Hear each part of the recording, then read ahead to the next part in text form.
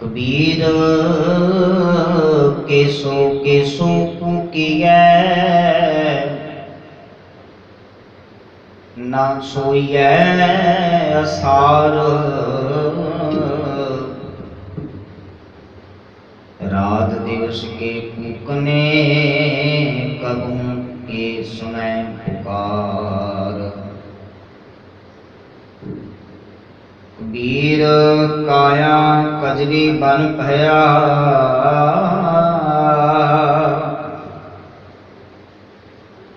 मन कुंचर मैं मंत।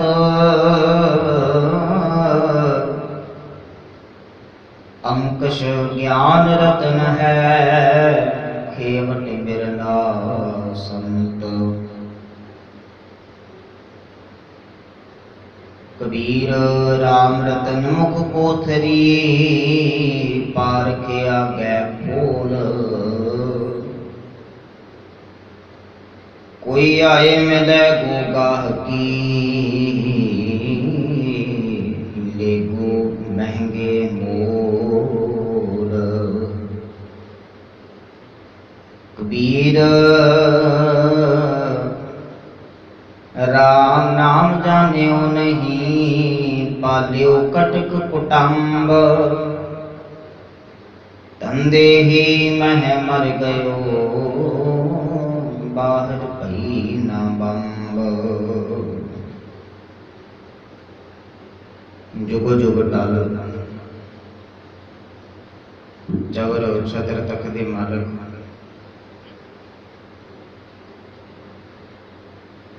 हाजरा हजूर सर्व कला भरपूर सर्वे कायनात के प्रतिपालक गुरता गति के सुभायमान धन साहिब श्री गुरु ग्रंथ साहिब महाराज जीओ की पावन हजूरी अंदर बैठ करके शब्द कीर्तन का रस आनंद माणिया है। आओ शब्द की विचार बाणी की विचार नाल मन बिरतियां एकाग्र करते हुए गुरु बख्शी फतेह नाल सांझ पाइए। आखो जी वाहिगुरू जी का खालसा वाहिगुरू जी की फतेह। भगत कबीर साहब जिन्हां दे पावन श्लोकां की विचार चल रही है। विचार अधीन जिन्हां 4 श्लोकां का पाठ असीं हुणे साझा कीता है। कबीर साहब जीवन जात बख्शिश करते हुए आख रहे ने कबीर केसो केसो कूकिया ना सोइए असार। कबीर साहब आखन लगे जे ये मनुखा जीवन प्राप्त होया इस मनुखा जीवन को सफल बनाने वास्ते अकाल पुरख वाहिगुरू मालिक का जप करना चाहिए, उसकी रजा विच तुरना चाहिए। कबीर साहब इत्थे आखदे ने केसो केसो कूकी है ना सोइए असार। गाफल होकर के बेफिक्र होकर के मनुखा जीवन का कीमती समा बर्बाद नहीं करना चाहिए, सगों उस मालिक का जप करना चाहिए, बंदगी करनी चाहिए है, सिमरन करना चाहिए।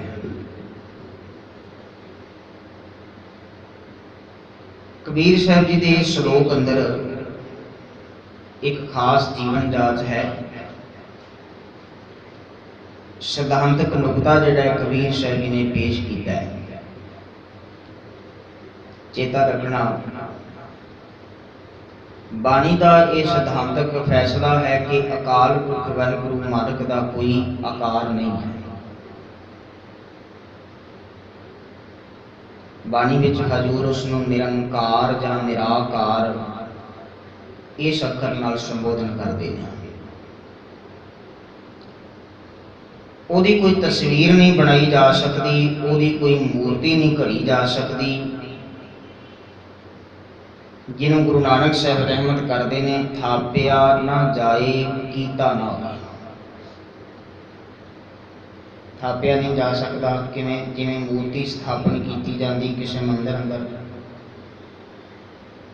इवें उस मालिक नूं थापिया नहीं जा सकता, कीता ना होए। ते फिर आपे आप निरंजन सोयो ते अपने आप तो ही प्रकाशमान होया, जिन्हों मूल मंत्र अंदर भी सै भम ये अर्थ पढ़ते हैं।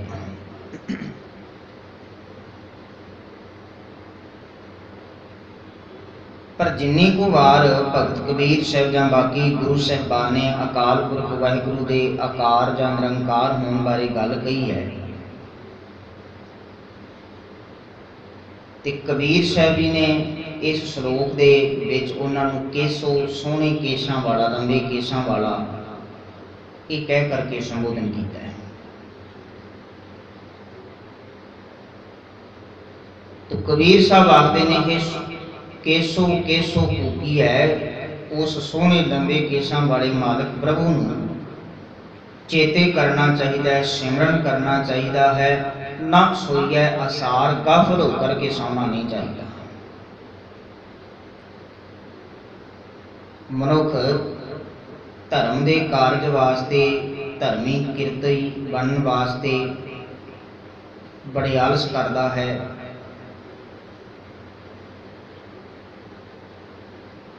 ते कबीर साहब जी आखते हैं, इस आलस नूं त्याग करके रात दिवस के कूकने कबहू के सुने पुकार, दिन रात उसका सिमरन किया जाए, दिन रात उसमें पुकार की जाए। कबहू के सुने पुकार, किसी ना किसी वेले ते पुकार सुने गई। दिन रात उसका जप किया जाए, दिन रात उसनूं चेते किया जाए, दिन रात आवाज़ां मारियां जान, आखन लगे भी वो पुकार सुनने वाला है। तो इस श्लोक में कबीर साहब जी कृपा करते आखते ने कि गाफल होकर के रब के सिमरन वालों एवें ना सौ जाई, सगों दिन रात उसकी बंदगी कर, दिन रात पुकार कर, उहदे चरना अंदर अपना मत्था दा करके बेनती करके, हे मालिक मेहर कर, कृपा कर, इस विकारां दे भरे हुए संसार अंदरों मैनू बचा लै, मेरा जीवन अजाई ना चलिया जाए, मैं पछतावा ना, मेरा जीवन बच जाए, मैनू अपनी बंदगी की सिमरन की दात बख्शिश कर। ये अरदास दिन रात ही करता रह, रात दिवस के कूपने दिन रात पुकार कर। अगला श्लोक है, कबीर काया कजरी बन भया, मन कुंचर मैं मंत। कबीर साहब आखन लगे, ये काया ये शरीर कजरी बन पाया। कजरी बन, कजरी जंगल एक खास स्थान का नाम है। हरिद्वार के नेड़े दे ये जंगल, संघने जंगल जिन्हां विच कहा जाता है कि बहुत सारे हाथी जिहड़े ने रहिंदे ने। ते हाथी अंदर सब तो वड्डा अवगुण जो कबीर साहब ने अपनी बाणी विच दर्शाया है कि वो हाथी जिहड़ा है भी वो कामी है, काम रोग का ग्रसिया होया है, ते शिकारी जिहड़ा भी उन्होंने फड़न वास्ते एक कलबूत तैयार करता है, ढांचा तैयार करता है हथनी का, किसी टोए उत्ते उन्होंने खिलार देता है, ते ज्यों ही काम का ग्रसिया होया हाथी उस वल नूं आउंदा, नेड़े आउंदा ते टोए विच डिग जांदा, फस जाता है। काल बूत की हस्तनी मन बौरा दे, ये कबीर साहब जी का ही शब्द है। तो कजरी बन भाव काम का ग्रसिया होया, विकारां का ग्रसिया होया, एक काया ये शरीर बनया होया। मन कुंचर मैं मंत, इस विच मन कुंचर हाथी वर्गा, कामी हाथी वर्गा, विकारां विच गलतान होया। ये मन इस शरीर विच निवास करी जा रहा, शरीर रूपी जंगल अंदर। अंकुश ज्ञान रतन है, खेवट बिरला संत। आखन लगे भी जिवें हाथी नूं जदों वस विच कर लिया जाता है तो उहदे तों अपनी मर्जी अनुसार काम लिया जाता है। उन्होंने चलाउण वाला महावत उहदे मत्थे उत्ते कुंडा मारदा है ते जिस पासे नूं लिजाना चाहुंदा है उहनूं लै करके जांदा है। कबीर साहब आखन लगे एक काया जिहदे विच मन हाथी वर्गा कामी विषयां विकारां विच गलतान है, इनू अंकुश ज्ञान रतन है। आखन लगे ज्ञान दा कुंडा जिहड़ा है ये मथे मारिया जावे, ये नाल इनू वस विच कीता जावे, फिर अपनी ये चाल छड्ड करके मालिक दी चाल चलदा है, गुरु दी चाल चलेगा। ये मन जी इहदे ते ज्ञान दा कुंडा लगा दिता जावे। खेवट बिरला संत, खेवट दा अर्थ है चलाउण वाला। उंज खेवट जिहड़ा है भी उहनूं आख्या जांदा है जिहड़ा बेड़ी नूं चलाउंदा है, मलाह खेवट इक्को अर्थां विच है। तो कहन लगे कोई बिरला ही है जिहड़ा अपने मन नूं वस विच करके गुरु दे शब्द अनुसार चलाउंदा है। नहीं तो बहुतिਆਂ दे जीवन की हालत आ है भी काया कजली बन भया, मन कुंचन मैं मन। ये काया कजली बन ते जिस विच मन हाथी वर्गा कामी होया पिया। तो कबीर साहब जी आखते ने तां करके दिन रात उस मालिक अगे पुकार कर बेनती करके मन वस विच आ जावे, जिहड़ा बार बार विकारां दी दलदल विच जा करके फसदा है ते नुकसान करी जा रहा है मनुखा कीमती जन्म दा। रब अगे मालिक अगे खुदा अगे दिन रात पुकार कर बेनती कर कि मेरे इस मन की जिहड़ी ये हालत है, बिगड़ी हुई हालत है, भटकन वाली हालत है, ये मन स्थिर हो जाए, बेनती कर। गुरु को ज्ञान लै ते इस मन नूं टिका करके रख। फिर कबीर साहब जी नाल आखदे ने कबीर राम रतन मुख कोथरी, पारख आगे खोल। आखन लगे सत संगत विचों गुरु दे शब्द दा कीमती रतन ज्ञान जे तू प्राप्त कर लवें, इस कीमती रतन रूपी ज्ञान प्राप्त करने तो बाद इनू सुचज्जे ढंग नाल वरतना, ये तेरी अगली जिम्मेवारी होगी। कई बार मनुख नूं कोई बहुत बड़ा खजाना मिल जाए तो ये मनुख जिहड़ा है भी उन्होंने बेप्रवाही दे नाल लापरवाही दे नाल उन्होंने खर्चदा है तो खजाना छेती खत्म हो जाता है। जे किसी सुचज्जे ढंग दे नाल उसकी वरतों करे तो लंबा समा वो खजाना रहेगा, उहदे कोल वो पदार्थ रहणगे। पर जदों आखी भी खाण दा ढंग नहीं, वरतन दा ढंग नहीं, तो ये सारा खजाना ही गवा बैठदा है, कंगाल हो जाता है। कबीर साहब आखन लगे नाम ज्ञान रबी सिफ्त सदा, ये ज्ञान का भंडार खजाना तेरे अंदर मालिक ने भर दिता है। तू गुरु कोलों प्राप्त कर लिया, सत्संगत विच रह के प्राप्त किया है। पर वेखी इहदी सुचज्जे ढंग नाल वरतों करी, इहनूं सुचज्जे ढंग दे नाल अपने जीवन में तैयार कर। एवें थां थां दे उत्ते भी ज्ञान ना बनदा, फिर जिथे तेरे ज्ञान की विचार की कोई कदर ही नहीं, कोई कीमत नहीं जानदा, उत्थे एवें ये मत्था खपाई होगी। बाणी का एक होर श्लोक गुरु नानक साहिब जी का है, जिथे हजूर आखते ने बिन गाहक गुण वेजी है तो गुण सहज हो जाए। जिथे गाहक ही ना होवे उथे गुणां नूं वेचण दा की लाभ है। तो गुण सहज हो जाए, गुण उथे सस्ता चलिया जाता है। गुण का गाहक जे मिले तो गुण दाख मुकाए। जे गुणों का कोई ग्राहक मिल जाए उहदे नाल गुणों की सांझ पाई कि तेरे गुण की कीमत पै जाएगी।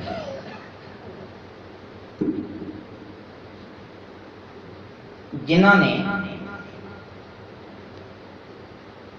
गुरुद्वारा साहिब आ करके सिर मत्था टेकिया ते घर नूं चले गए, वो सिद्धांत जां फिलासफी नूं की समझणगे गुरु जिन्होंने एक ओंकार सिर्फ जुबान तो रट छड़िया, कदी पढ़िया नहीं, कदी समझ विच लै करके नहीं आए, उन्होंने फिर ज्ञान दी किहड़ियां गल्लां दसियां जा। खैर जी मैं बेनती साझी करनी चाह रहा सा श्लोक अंदरों। कबीर साहब जी आखते ने, राम रतन मुख कोथरी पारख आगै कोल।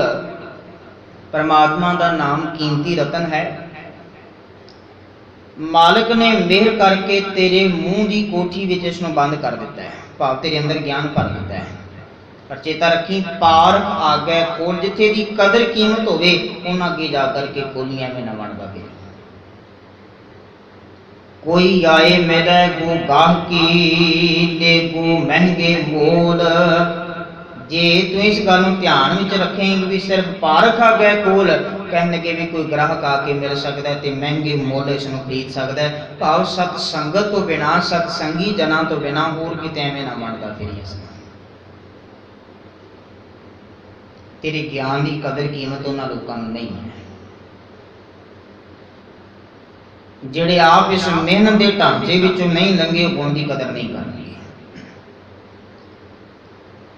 कई थावां दे उत्ते वड्डे वड्डे जिहड़े बिजनेसमैन लोग ने, उन्हां दे कोल छोटे छोटे कामे नौकरी करते हैं, काम कार करते, कर्मचारी रखे हुए। ते जिहड़े वड्डे वड्डे बिजनेसमैन लोग ने, जिन्हां दा कई पीढ़ियां तो बिजनेस सैट चलिया आ रहा है,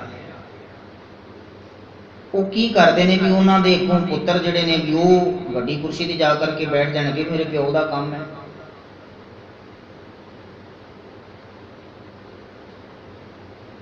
जिन्होंने हेठले लेवल तो मेहनत नहीं की होंदी, वो हेठलियां का दुख दर्द समझ नहीं सकते। जिन्होंने आप मेहनत नहीं की होंदी, वो हेठले का दुख दर्द नहीं समझणगे, जिहड़ा पहले कुर्सी ते जा करके बैठ गया। जिन्हें हेठले लेवल तो मेहनत की होवे, वो जानता भी कित्थे मुश्किल आउंदी है, कित्थे इन्हां दा साथ देना चाहिए, कित्थे किस ढंग नाल काम लेना चाहिए। तो खैर इसे ढंग की गल करते हैं, भगत कबीर साहब जी इत्थे जीवन जाच बख्शिश कृपा करते हुए आखरे ने भी कोई आए मेरे को गाहकी ले को महंगे मोल। गुण की कदर कीमत जिहड़ा है वो सतसंगत विच वसन वाले जिहड़े सिद्धांत नूं विचार नूं समझदे ने, वो जान सकणगे, दूजे नूं नहीं पल्ले पवेगी। ये गल विचार अधीन चौथा श्लोक बाकी है। वीर राम नाम जानियो नहीं, पालियो कटक कुटंब।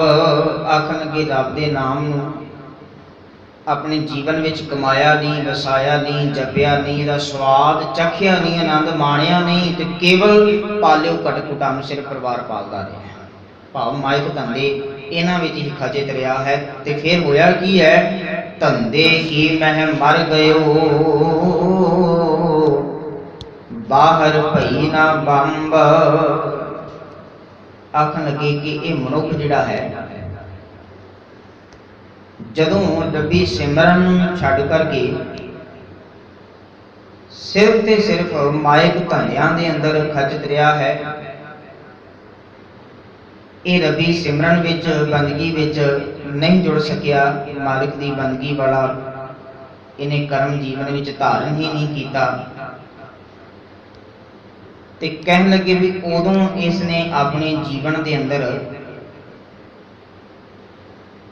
सच नूं नहीं टिकाया, सच अपने जीवन अंदर नहीं लै करके आ सकिया, ते केवल दुनिया के धंधियां विच खचित हो करके अपना जीवन जिहड़ा है बर्बाद करके तुर पिया। ते फिर होया की है, धंधे ही मह मर गयो, बाहर भई ना बंब। आखन लगे भी बाहर कदे इस दे मुख तो रब दे नाम की आवाज़ निकली ही नहीं, केवल ते केवल धंधियां विच खचित हो करके रह गया। अज ते बहुतियां ने धर्म नूं भी केवल धंधा ही बना करके रख छड़िया है। धर्म जो जीवन जात सी, धर्म ने जो जीवन जिउण दी अगवाई विच कर्म करना सी, ओदी बजाय केवल धर्म धंधा, केवल ते केवल कमाई का साधन बना करके रख लिया। लोगों की श्रद्धा, लोगों की भावना, आस्था के नाल वो लोग खिलवाड़ करते हैं। आही कारण है भी जेड़े गुरु ग्रंथ साहिब की बाणी तो तोड़ करके मूर्ति पूजा करा रहे ने, तस्वीरां नूं मत्थे टिका रहे,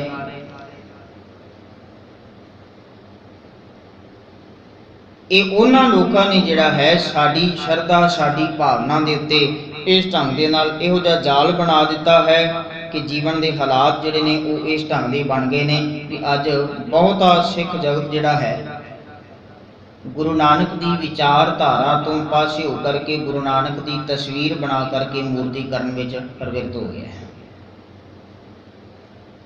मूर्ति बना करके उसकी पूजा करनी शुरू कर दी है।